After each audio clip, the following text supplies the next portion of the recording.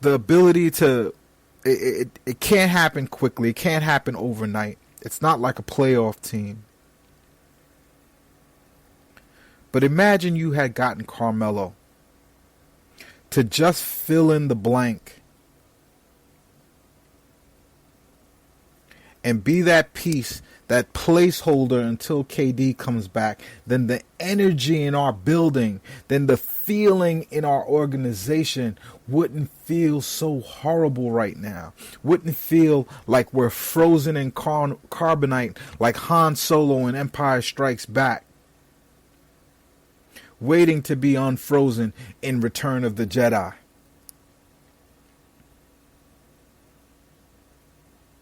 Or Return of KD, as I like to call it. We are about to forfeit a season if Sean Marks doesn't wake the fuck up.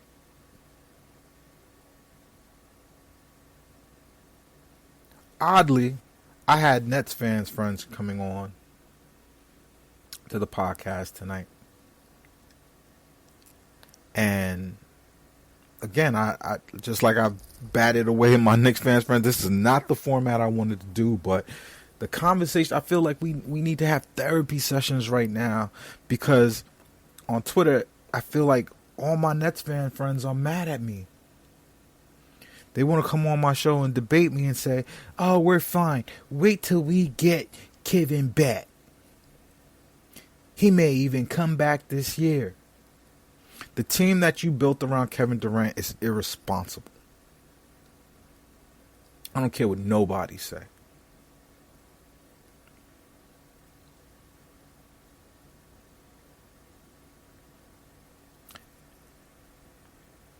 Garrett Temple should not be the person that falls back and starts for your team when you know your three best players, one of which is Kevin Durant, and he's not supposed to play this season or most of this season.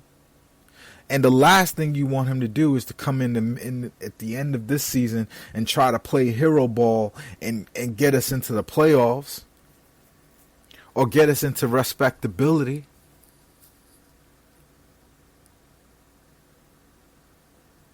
You mean to tell me you didn't know that Karis LeVert was injury prone? I knew. I tweeted about it. I'm not supposed to be smarter than Sean Marks. I'm not smarter at basketball than Sean Marks.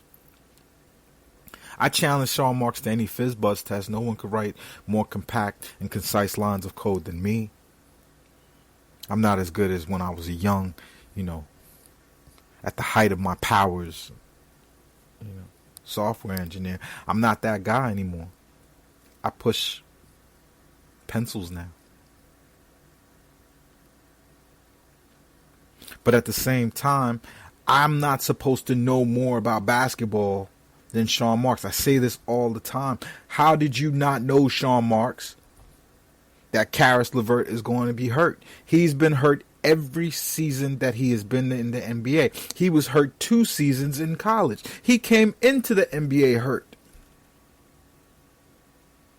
So when I was saying this is an irresponsible lineup that Sean Marks has put together because he doesn't have players that can step in if and when our best players get hurt. What do you do now?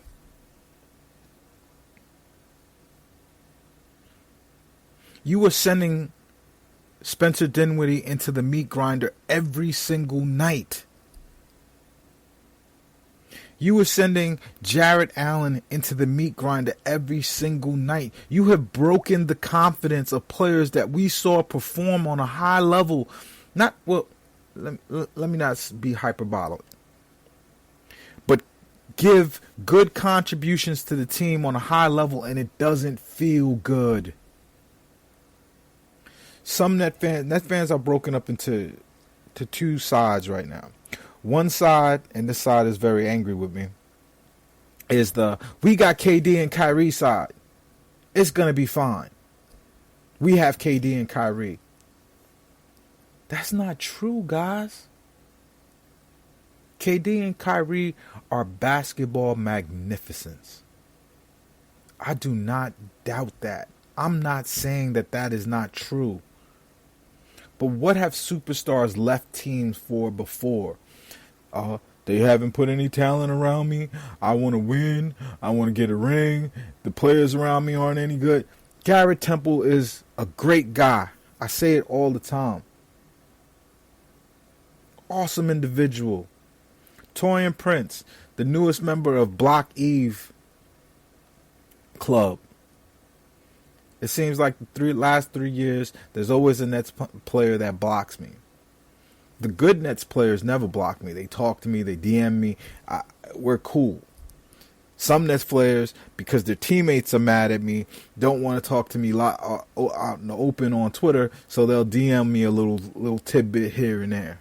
I don't know why. I'm nobody, but I talk a lot of shit on Twitter.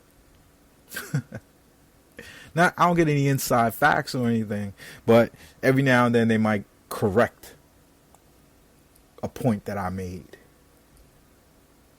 Because guess what? Basketball players are human. They end the game, they Google themselves, and they see what dickheads like me say on Twitter. It is what it is. They're human. When I played football in high school, if I made the paper, I might buy 3 papers and read all 3, even though they said the same thing. Imagine if I had social media.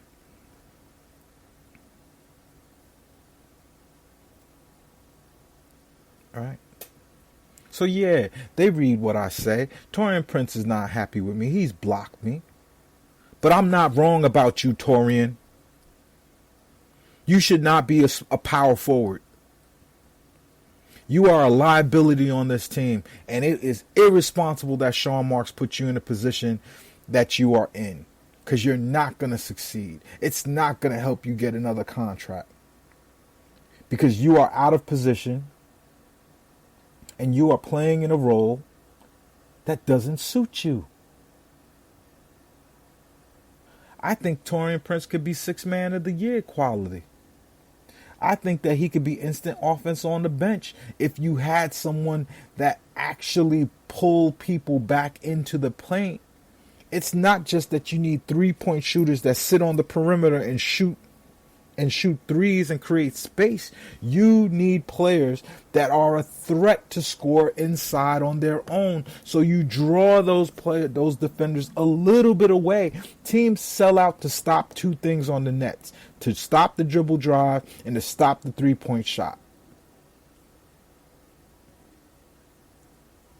I've said that all year.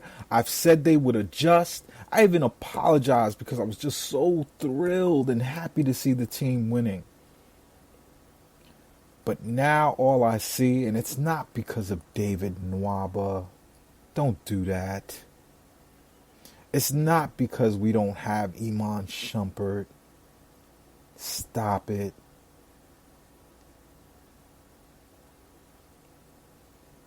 It is because we built an incomplete team on superstar human beings,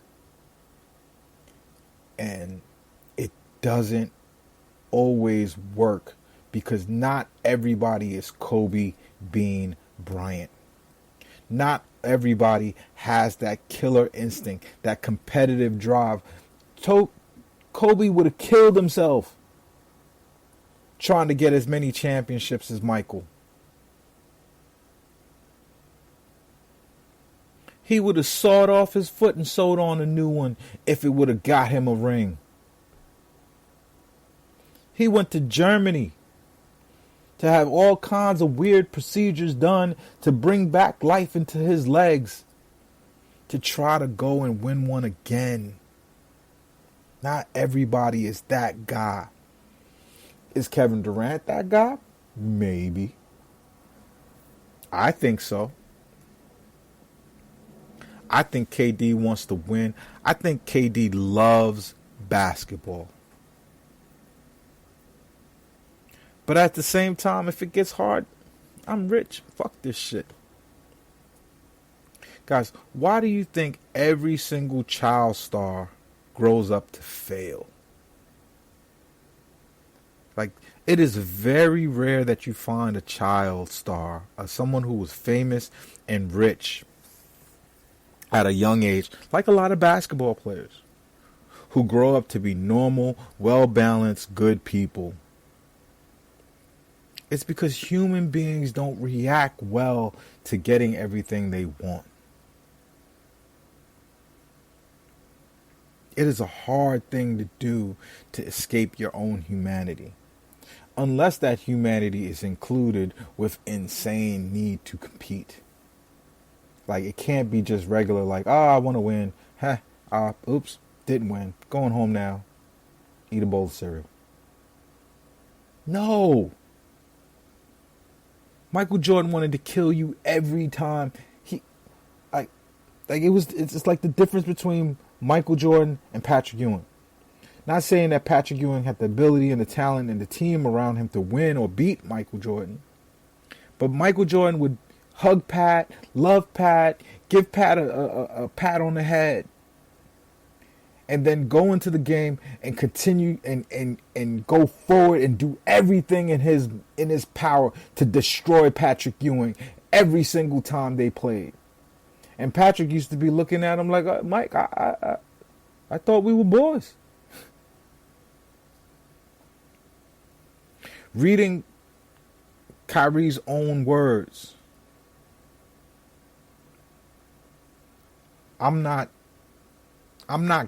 gonna get mad at Rick Bucher. I'm definitely not getting mad at Brian from the Post. The man literally wrote,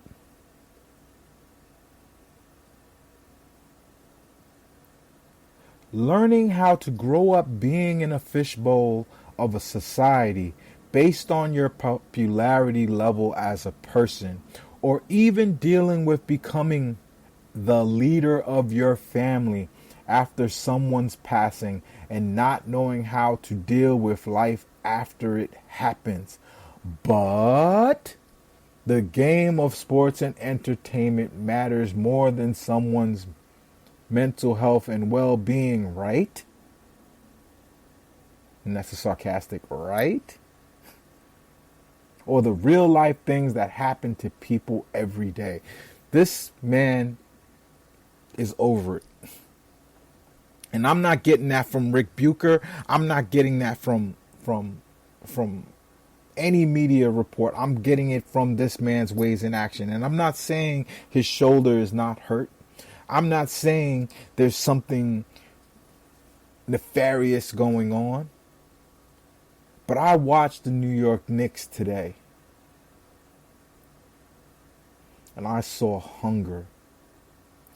I saw a team that is trying to be somebody. And human nature, basketball fans, New York City basketball fans,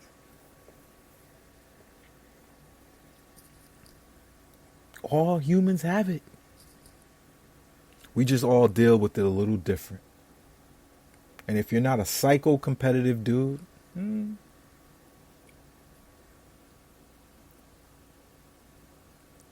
trying to get championships after you've already done it may not be a priority anymore. That's why I didn't want Kyrie and KD. I wanted a hungry D'Angelo Russell. A guy who was good to be a hub at the center of a team, who's friends with people in the league, who gets along, who distributes the ball, who makes his teammates better, who's also pretty durable, even though he's been kind of hurt. New York City, I want to wish you guys a happy new year.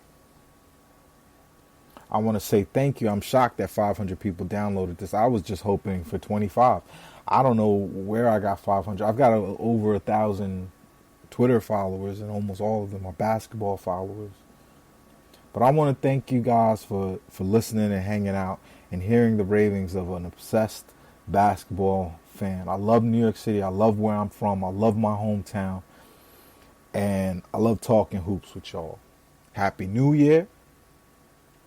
Let's pray I'm super wrong. Let's pray you guys can come on this show and slander me and tell me why I was wrong all about the things I talked about today. But on that note,